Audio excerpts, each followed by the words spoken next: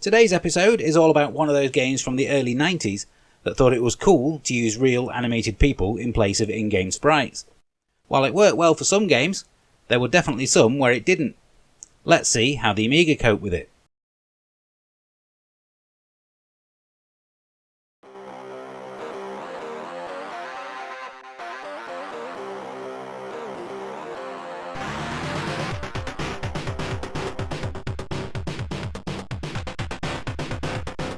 Hello everybody, welcome to the Re-Review, the series where I get to replay and reassess games from my favourite gaming era. I'm Brian, also known as UK Jane Zoidberg, and I'm an addict.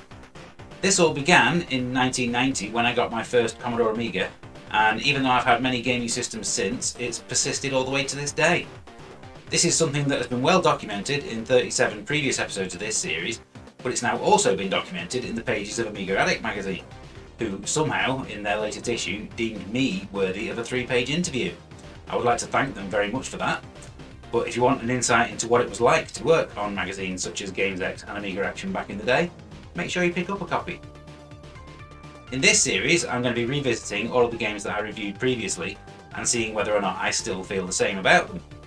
In this episode, the game that I'm going to be replaying is the Amiga version of Pit Fighter, which was converted by Teque software and released by Domark in 1991.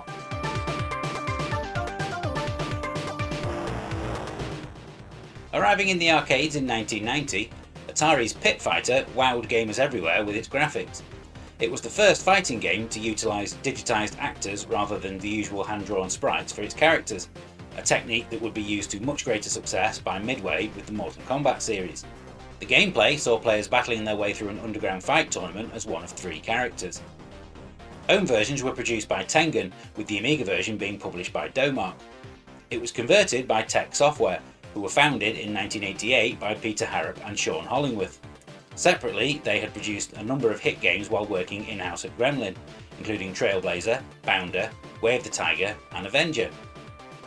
Amiga owners will definitely be aware of Gremlin Interactive, publisher of genre-leading titles such as Zool, Utopia, Hero Quest and of course the Lotus trilogy. Back in the 8-bit era though, they were known simply as Gremlin Graphics, and one of their first major hits was a game called Wanted Monty Mole. This kicked off a long-running series of platform games, the highlight of which was definitely the 4th one, Auf Wiedersehen Monty, released in 1987. As far as I'm concerned, this is one of the best games ever released for the Spectrum, and it was also the first game to bring the names of Harrop and Hollingworth to my attention. The first games produced under the name Teque Software included the original title Terramex, as well as conversions of Zybots and Pac-Mania.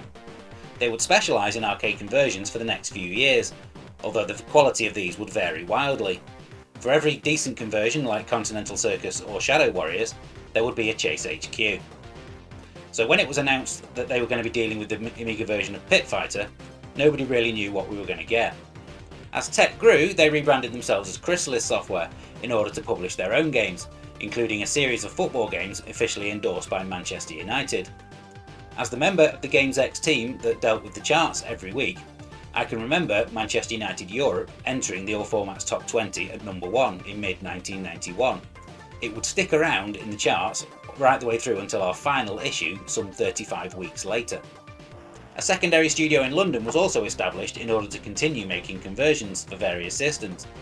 It was Teque London who produced the conversions of Badlands, Football Champ and Pit Fighter for the Amiga, as well as producing original titles such as Shadowlands and Brutal Sports Football. Chrysalis produced a number of top quality Amiga games over the years, including the tactical strategy game Saber Team, arcade adventure Arabian Nights and the Zelda-inspired Legends. Their greatest success though was 1993's Soccer Kid, which was programmed by both Harrop and Hollingworth, and it has been converted to many gaming systems over the years, even playable on Xbox today via Antstream. Now though, let's go back to 1991 and see what I thought of Pit Fighter first time around.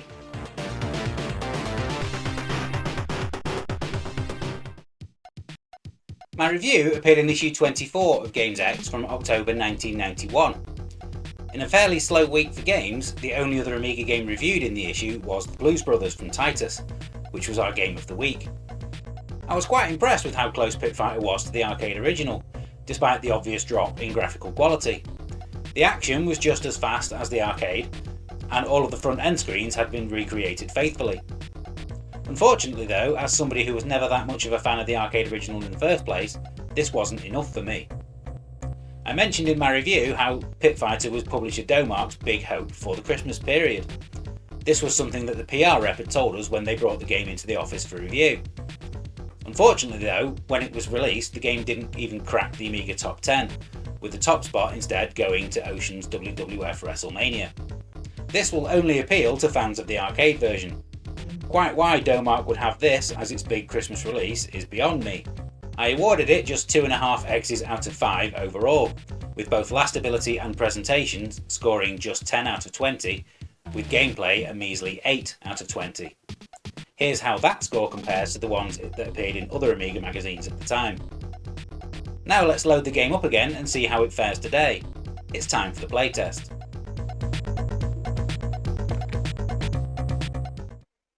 Now what I will say is that the developers have done a pretty decent job of recreating the front end from the original arcade version, although you'd better make sure that you watch it, because once you've played the game once you won't get to see any of this again. So all of the incidental screens we're going to introduce each of the fighters like this are all pretty much arcade perfect, so well done to the developers. So these are your three characters. You've got Buzz, who is an ex-wrestler, Ty, who is a kickboxing champion, and Kato, who is a third-degree black belt. Let's go with Buzz. The first thing that you'll notice is that the controls are actually pretty well thought out for a game like this. Obviously, moving around is done without pressing the fire button, but then you've got different kicks and moves that you can do by holding the fire button and pushing the joystick in different directions. So when you consider that the arcade version had 3 different buttons, one for jump, one for kick, one for punch, that's a pretty decent attempt at bringing those controls to the Amiga. The idea of using digitized actors for the fighters has been transferred over quite well as well, I must admit. This could have been so much worse. Every time you got defeated in the original, you were able to change character whenever you would put more coins in and continue. But even though this game essentially gives you infinite credit, you can't actually change character every time you restart. These grudge matches turn up every couple of fights, and the idea is to basically just knock your opponent down 3 times. There's no energy bar.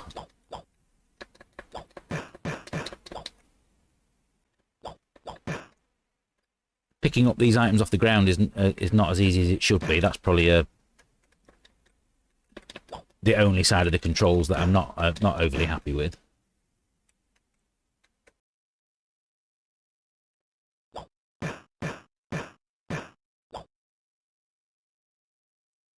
As you can see, there's not an awful lot to it. There's just the standard arcade mode that you can play through, and that's it. Apart from this fairly interesting 2-player mode, where rather than just throwing you straight into a ring to fight against your friends, you get an opponent each, and it's quite surprising that there's no drop in graphical quality or speed when you play it like this. Although when the other player does lose, I do end up fighting 2 people at once, which is all part of the fun. I'd say this is definitely the best way to play the game. So if you are able to drag a friend along with you, then this is the way that I would recommend you play it.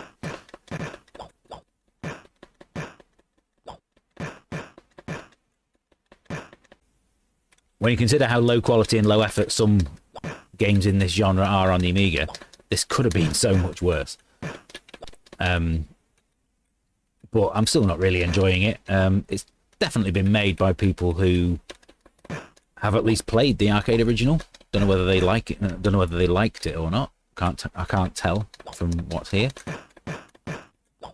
But they did at least understand the assignment. Does seem very strange to me that there's no music whatsoever in it. But even on the, I mean, the in-game I can understand, but the between fight screens, why is there no music on those? That would have added so much to the game. I don't know if that's because I'm playing it on the A500 Mini or if that's just what the game was like originally.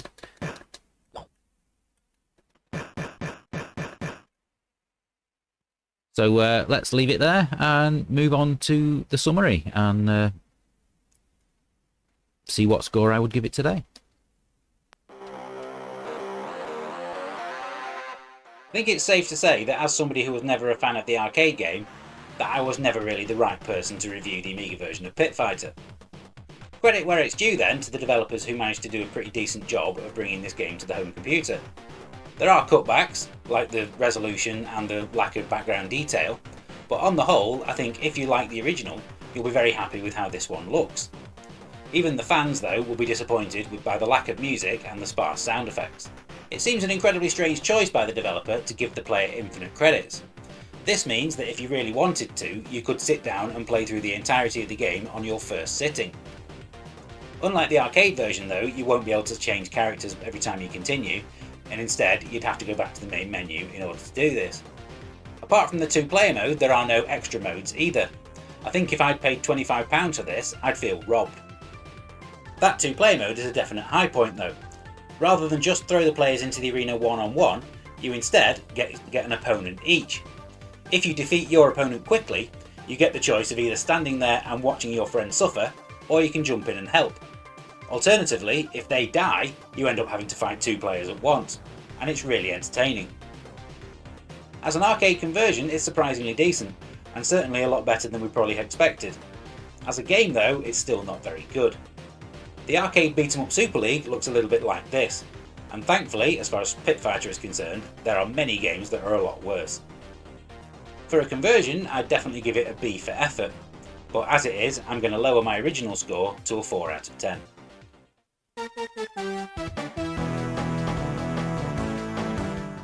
Thank you for watching this episode of the Re-Review. I really hope you enjoyed it.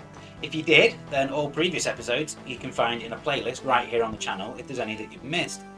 The next episode, in 2 weeks' time, is going to be our Christmas special, and it's going to be a little bit different to usual, so I really hope you come back and join us for that one. All opinions expressed in this video are entirely mine and not those of the UK Gaming Network team. If you disagree with anything that I've said, please let me know in the comments what you think. I'd be really happy to hear what you have to say.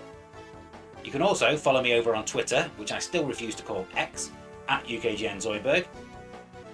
And if you like what we do at the channel, then please do give us a like and subscribe to show your support. Until next time, happy retro gaming, and I'll see you soon.